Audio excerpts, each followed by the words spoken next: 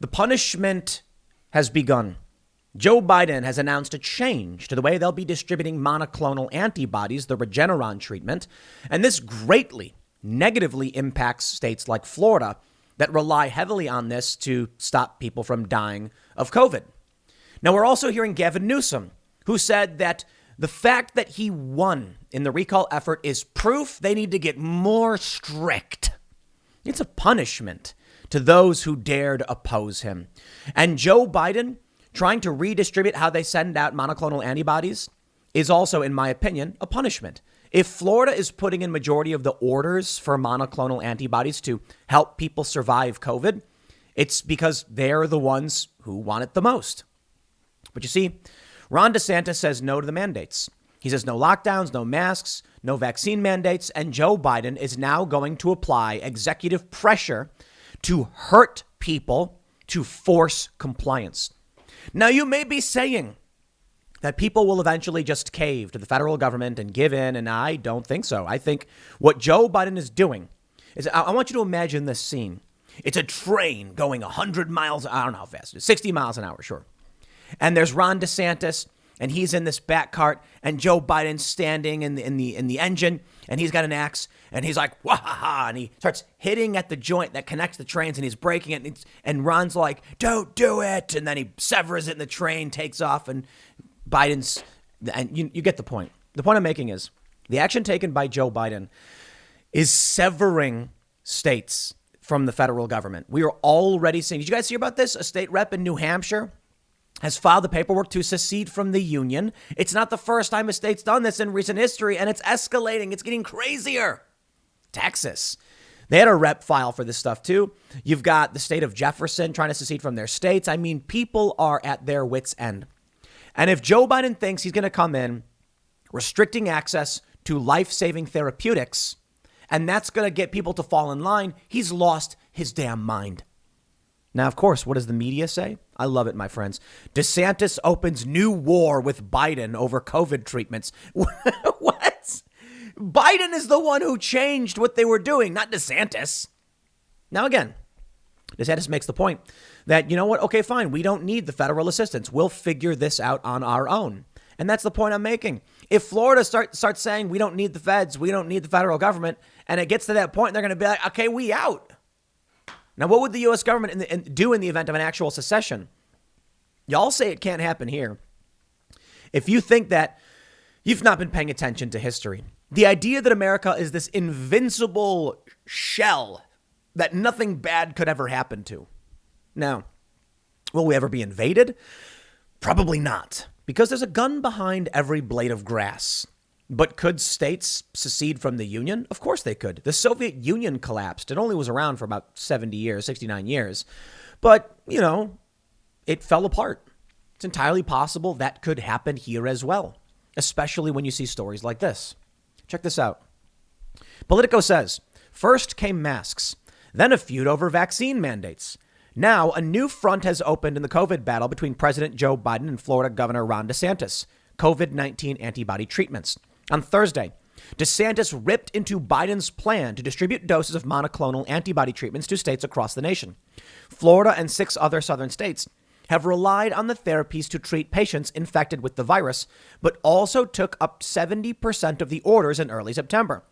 Let me explain something. If there is a bakery, right, so there's a bakery in your town, and you happen to love cupcakes, so you are buying 70% of the cupcakes. That's just you buying cupcakes. If somebody else wanted to buy cupcakes, they could still buy them. You are just happening to buy more than other people. Now imagine if the mayor came in and said, you're buying too many cupcakes, so we're going to send these cupcakes out to a bunch of other stores who aren't ordering them. You see, this sounds like they are punishing Florida. They want the death toll to increase. That's what it sounds like. Why? Well, the southern states have low vaccination rates. When people start getting sick with COVID, monoclonal antibodies is an emergency use authorized therapeutic that seems to work. So what happens now? The federal government's going to just send this out to a bunch of other states that don't have the major outbreaks. And they'll say, well, it's not their fault that you're in a low vaccination state. Maybe you should mandate vaccines.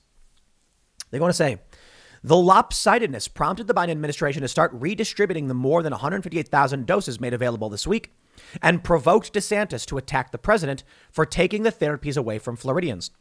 We've been handed a major curveball here with a really huge cut from the HHS and the Biden administration, DeSantis said at a press conference in Broward County. We're going to make sure we leave no stone unturned.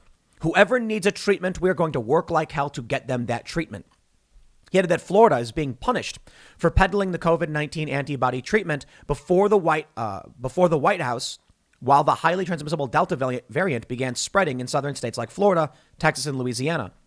I think we could have averted in this country a lot of people going to the hospital, DeSantis said. I think it would have saved a lot of lives. DeSantis has prioritized monoclonal antibody treatment such as Regeneron in his Florida pandemic battle plan, spending the past several weeks flying across the state supporting the treatments. Monoclonal antibody treatments are considered effective if administered early in an infection. At the same time, he has opposed COVID-related restrictions, such as requiring students to wear face coverings, vaccine passports, or mandatory vaccine mandates for workers. That has put him repeatedly at odds with the Biden administration. So when Biden makes this move, it sure does sound like punishment. DeSantis' opposition to COVID mandates has raised his profile with conservatives across the nation, cheering him on as he prepares to run for re-election and possibly challenge Biden in 2024. But the summer surge in Florida's Delta variant cases pose a threat to DeSantis' electoral ambitions, with the governor's approval ratings dropping as the state broke grim COVID milestones such as hospitalizations and new infections.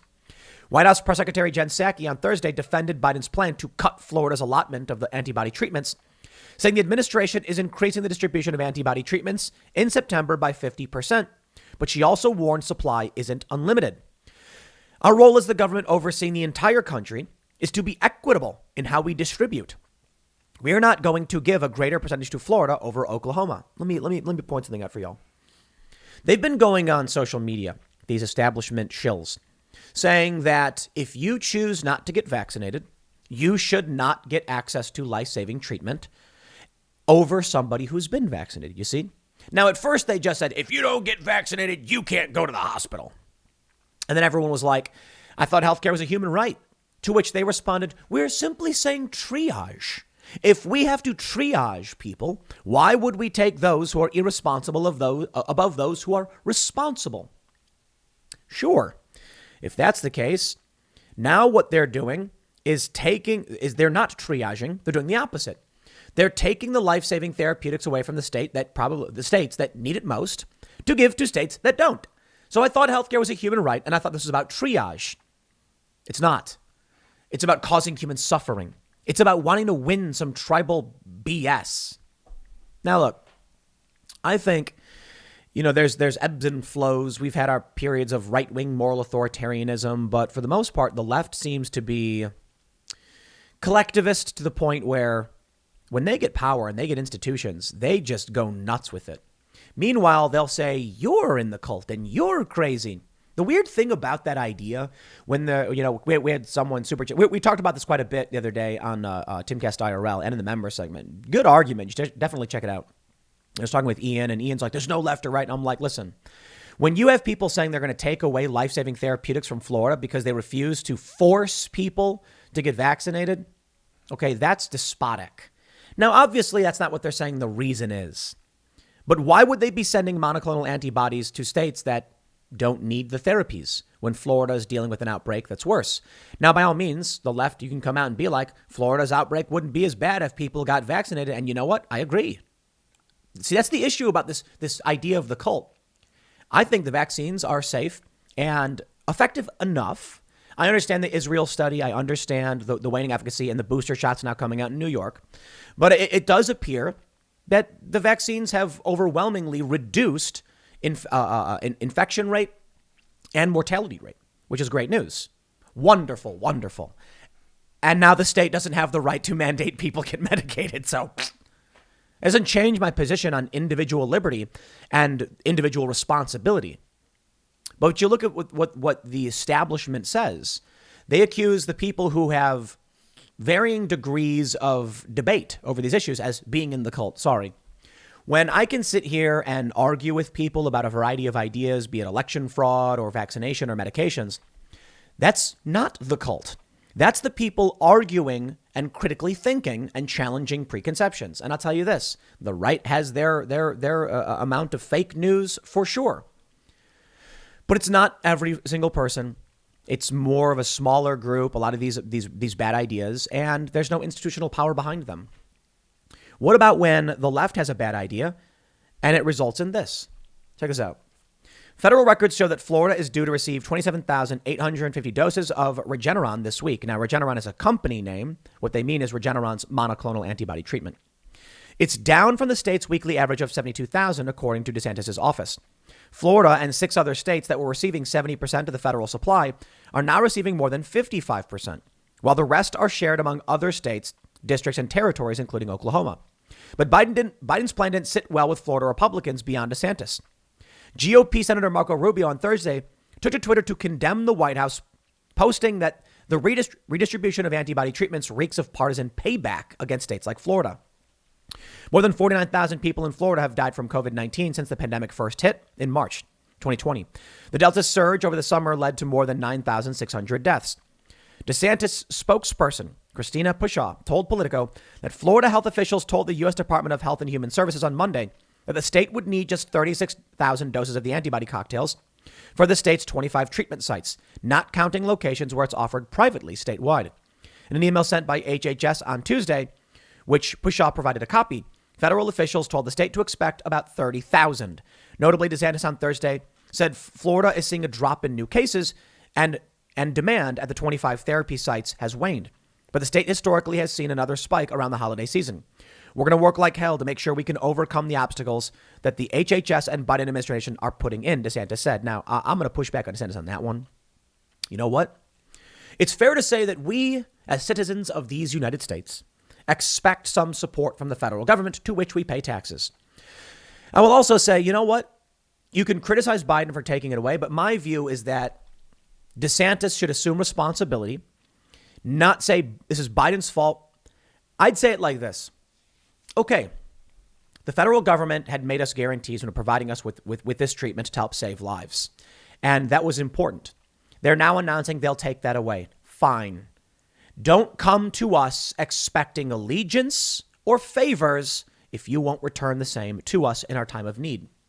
If the federal government is not going to be able to assist states like Florida over petty partisan squabbling, well, then Florida should just continually assert its own, I don't mean literal political independence, but independence, like ability to take care of itself, which they're going to do, probably supplying this, seeking out this stuff privately. Now, let me show you a little bit of what we got going on here in these United States. Newsom says his successful recall proves that Democrats need to be more stringent with COVID restrictions. Yeah, it's punishment. It is. Now that he knows he won, and he won with like the same percentage as Biden won in California. Well, now he's got carte blanche. You ain't going to remove me again. Not going to be another recall. You can try. Sure, it ain't going to work. And now he's going to punish more people. This is what they do. This is what authoritarians do. Man, it sure was heartbreaking to see Penn Jillette posting a photo with Gavin Newsom. Wow.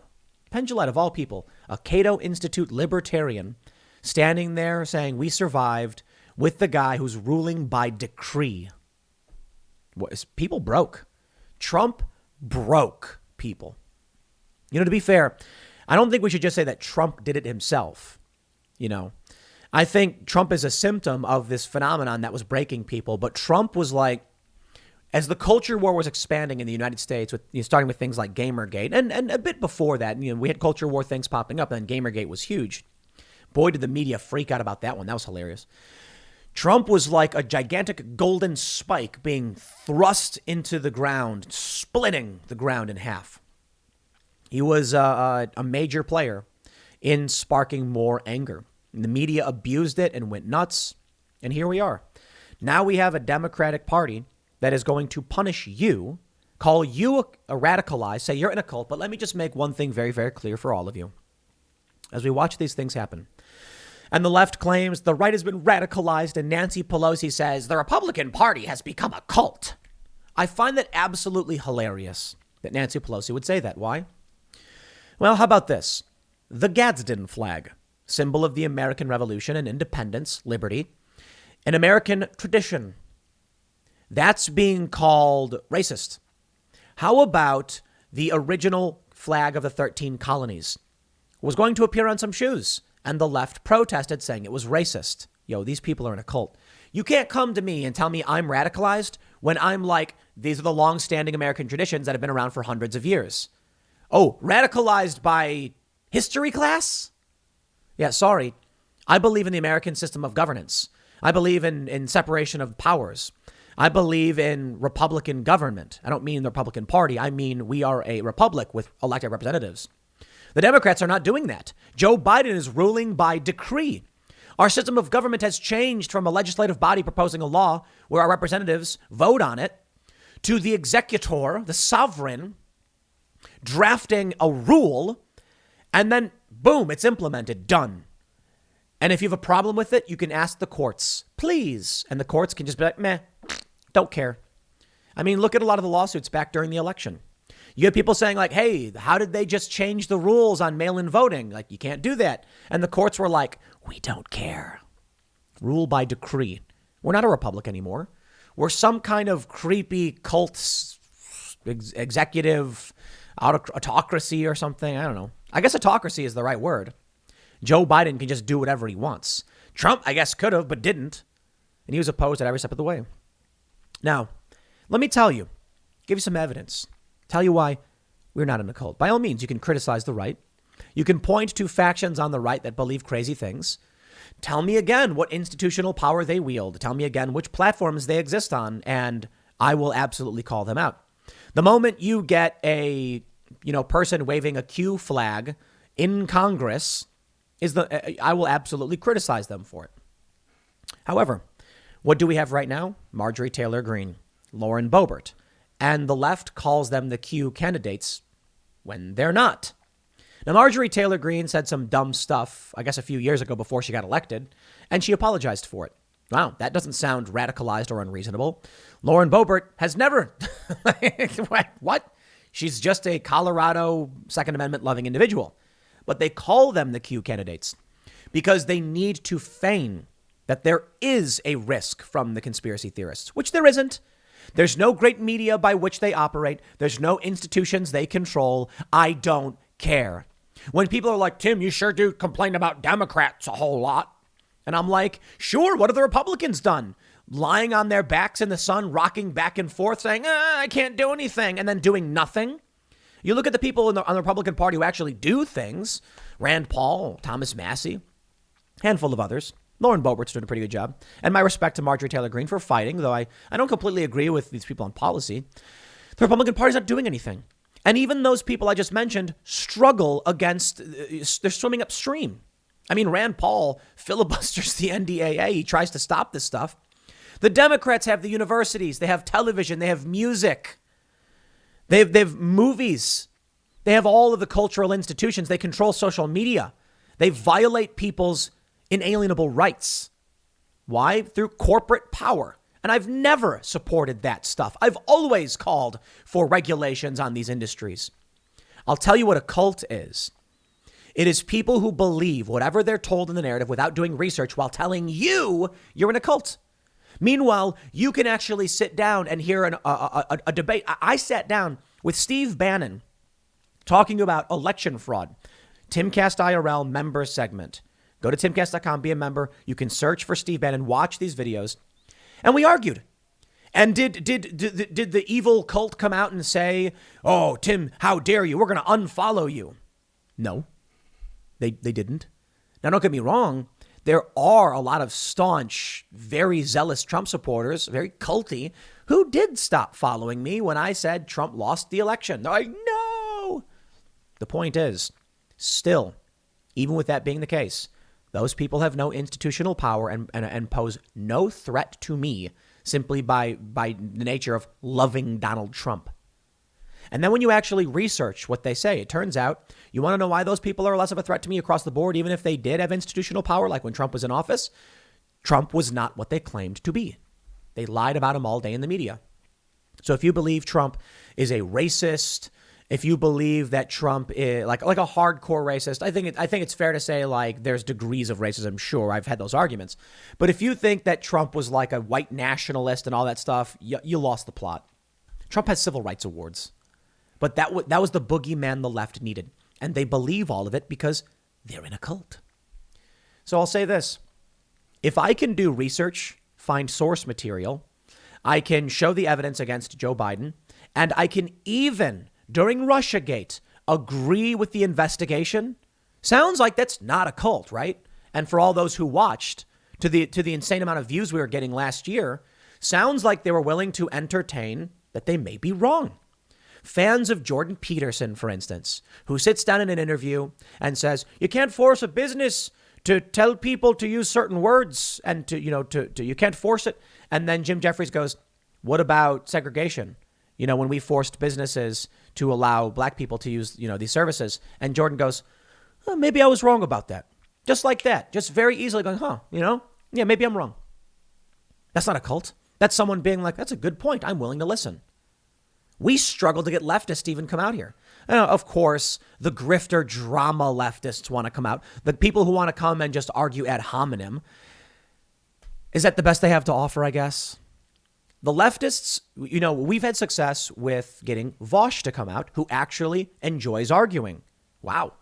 Tremendous respect in that regard. You don't got to like the guy, but there are a bunch of leftists we've reached out to, and they just won't do it.